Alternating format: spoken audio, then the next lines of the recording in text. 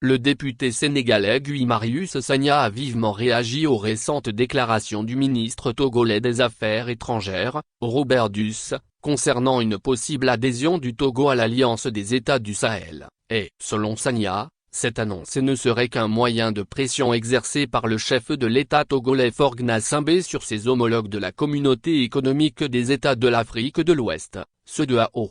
Dans une déclaration faite en début de semaine, Sagna a exprimé son opinion sans détour: le Togo n'exclut pas de rejoindre l'Alliance des États du Sahel, ce n'est pas impossible. Toutefois, pour lui, cette prise de position relève davantage du chantage politique. Il estime que les dirigeants togolais utilisent cette menace pour détourner l'attention des préoccupations liées à la situation politique et des droits humains au Togo.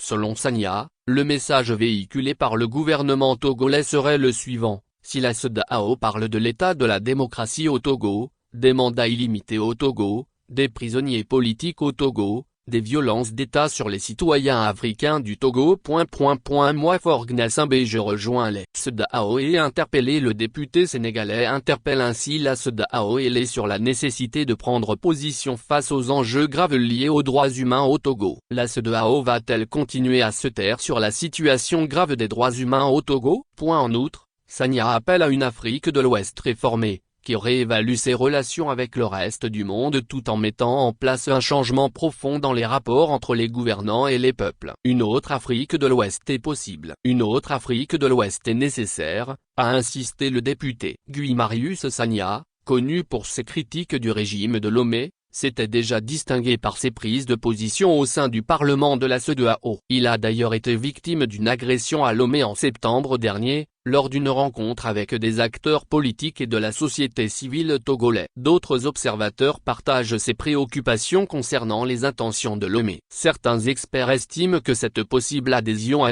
n'aurait pas un impact économique supplémentaire pour le Togo, tandis que d'autres considèrent que le pouvoir togolais cherche à détourner l'attention des véritables problèmes politiques internes, notamment la question de la démocratie.